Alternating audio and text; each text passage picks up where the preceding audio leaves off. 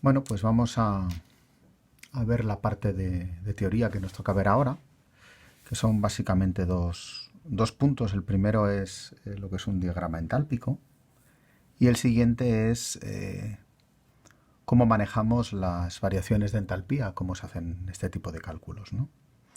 Bien, los diagramas entálpicos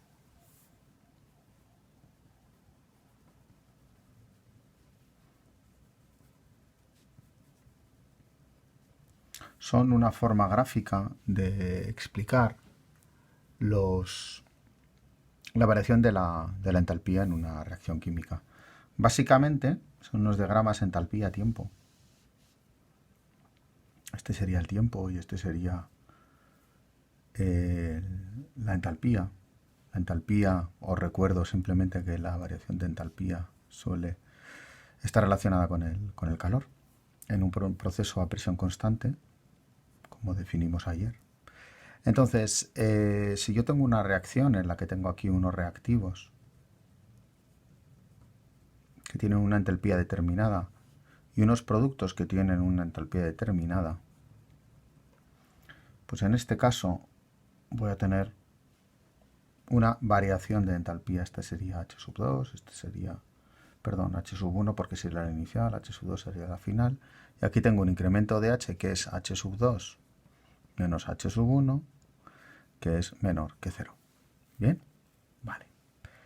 Esto sería un diagrama entálpico para una reacción exotérmica.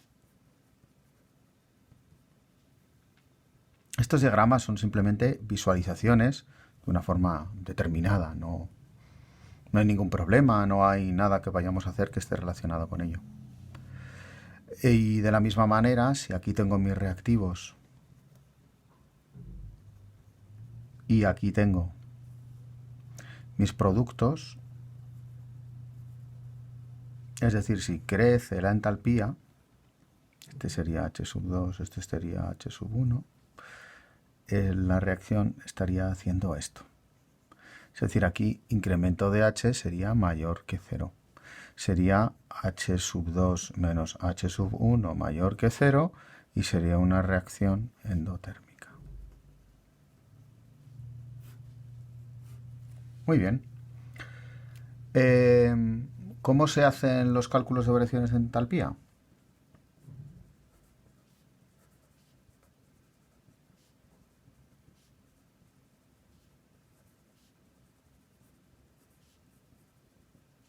Pues tenemos 4 maneras de hacerlo, fundamentalmente. La primera sería experimental.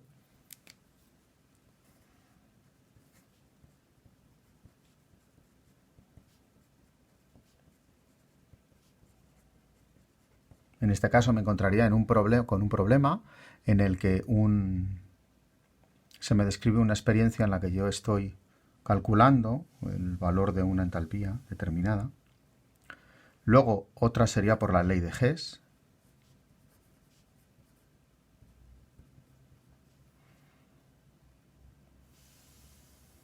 Otra de ellas sería usando lo que son las entalpías de formación.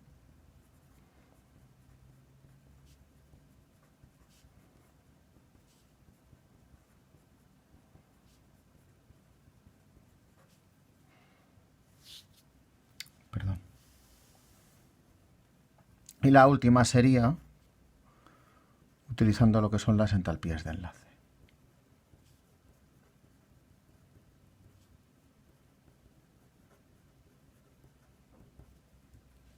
Bueno.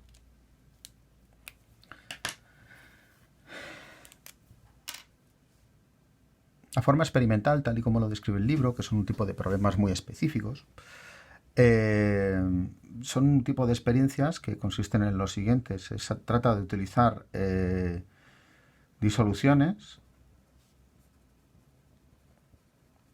muy diluidas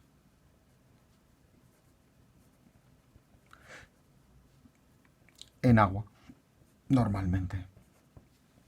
De tal manera que yo mezclo una disolución con un reactivo junto con otra disolución con el otro reactivo.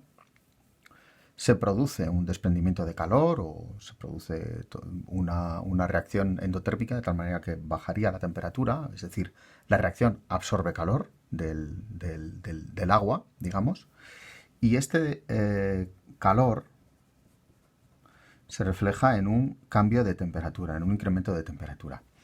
Yo mido el calor como la masa multiplicada por el calor específico como el incremento de T. Son las dos maneras en las que tengo de calcular el calor, es decir, el calor por incremento de temperatura o por cambio de estado.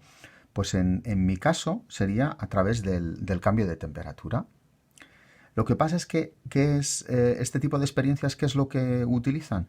Pues utilizan sobre todo el concepto de que como son soluciones muy diluidas, lo que se calienta fundamentalmente es el agua. Y por tanto, si conozco la masa de agua y conozco el calor específico del agua, que es 4,18 kilojulios partido kilogramos, si no me equivoco, utilizando solamente la masa de agua como la masa que realmente caliento, pues entonces puedo calcular a través del incremento de temperatura cuál sería mi variación de entalpía. Esto además tiene una pequeña implicación, que es que el recipiente en el que se producen estos cambios pues tiene una masa determinada, el recipiente tiene una masa, y lo que se hace es darle un equivalente en agua.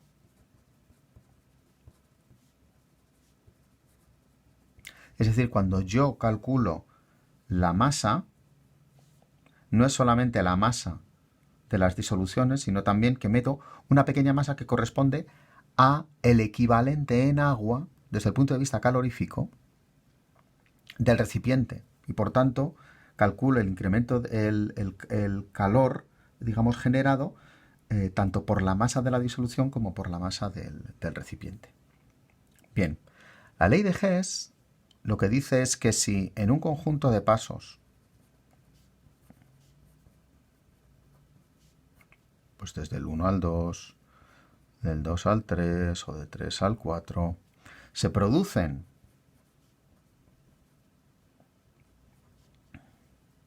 una reacción, la reacción, si pasara directamente desde el principio hasta el final, sería simplemente la suma de todas las entalpías. Esto tiene que ver porque la entalpía es una función de estado.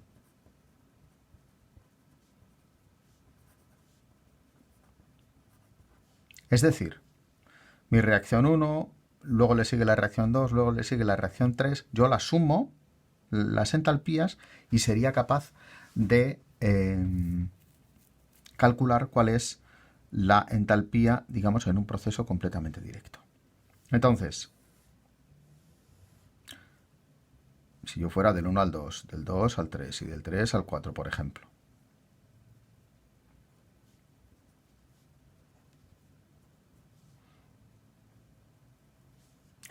si esto ocurriera, podría utilizar este cálculo, H función de estado.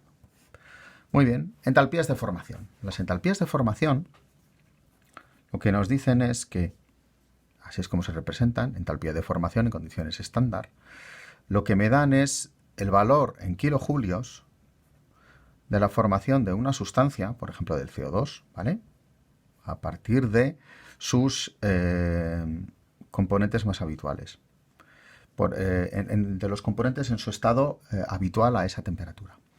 Por ejemplo, el carbono más el oxígeno me da lugar a CO2 y a 25 grados, si no me equivoco, que es la temperatura, sé que su entalpía de formación son 393 kilojulios. Bueno, lo que puedo hacer con las entalpías de formación es que la variación de entalpía de una reacción determinada es igual a la suma de las entalpías de formación de los productos menos la suma de las entalpías de formación de los reactivos. Es decir, si yo tengo unos productos muy energéticos y unos reactivos menos energéticos, aquí tendré un valor mayor que este, mi entalpía de reacción va a ser positiva, es decir, voy a tener que aportar calor. Y sin embargo, si los reactivos que consigo son menos energéticos que los productos que tenía inicialmente, esto va a ser mayor que esto, por tanto, esto va a ser menor. Entonces, que cero, entonces significa que tengo que se libera calor una vez que ha transcurrido la reacción. Y luego, el último caso, que son las entalpías de enlace, lo que tiene en cuenta son básicamente lo que son los distintos enlaces que se crean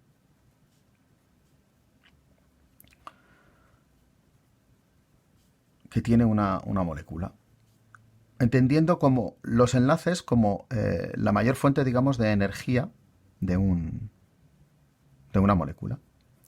Si yo tengo aquí la reacción del, si no me equivoco, este era el propeno, de hidratación del propeno, hidrogenación, perdón. ¿Qué es lo que ocurre? Pues yo, para pasar de un estado a otro, por cierto, estos son diagramas de Lewis, ¿vale?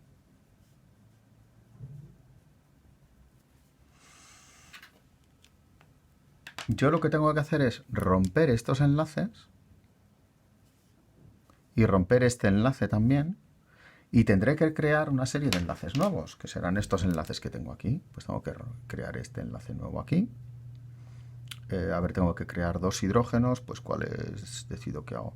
Este nuevo de aquí, este nuevo de aquí y este nuevo de aquí. Entonces, lo que me dice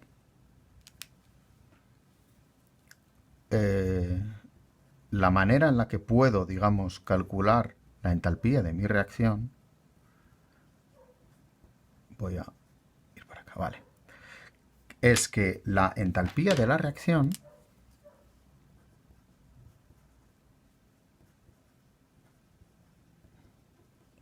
es igual a la suma de la entalpía de los enlaces rotos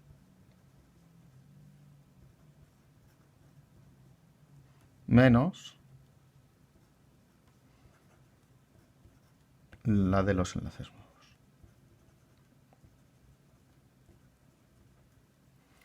Es decir, la de los enlaces nuevos la tengo que restar y la de los enlaces rotos la tengo que sumar. Es decir, aquí tendría que sumar la energía que tiene el enlace doble carbono-carbono y el enlace entre los dos átomos de hidrógeno, y al mismo tiempo a eso tendré que restarle un enlace de carbono, dos enlaces de carbono con hidrógeno y un enlace con carbono-carbono, un enlace simple carbono-carbono. ¿Qué ocurre entonces? Que si aquí tengo menos energía que la que tenía antes, ¿dónde se ha ido esa energía? Pues esa energía se habrá disipado en forma de calor. Si los enlaces nuevos son menos energéticos que los anteriores, entonces se habrá liberado calor. Si al contrario, los enlaces rotos eran menos energéticos que los nuevos, habré tenido que aportar calor, se habrá absorbido calor para que esta reacción química pueda tener lugar. Repito entonces, diagramas entálpicos, simplemente una representación gráfica de lo que son las reacciones químicas exotérmicas y endotérmicas, y luego manejos de las entalpías. Experimental, este tipo de problemas, de los que vamos a hacer ejemplos, por supuesto. También la ley de Hess, es decir, si yo puedo seguir una serie de pasos intermedios, las variaciones de entalpía de mis pasos intermedios son la suma de las variaciones de entalpía de mis pasos intermedios son iguales a que si fuera desde el principio hasta el final. Las entalpías de formación en condiciones estándar, que me dan la variación de energía perdón, el calor que se desprende o que tengo que aportar para la formación de un compuesto en condiciones estándar, es decir, 25 grados centígrados y una atmósfera. Entonces, con estas entalpías de formación que están tabuladas, yo puedo calcular la variación de entalpía de una reacción, pues sumando las entalpías de formación de los productos y restándola de la de los reactivos.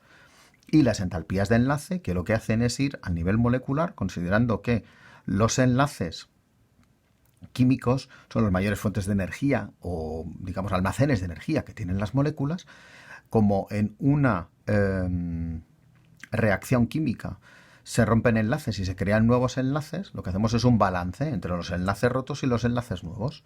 Y así puedo conseguir averiguar si una reacción va a ser exotérmica o endotérmica. En fin, hasta luego.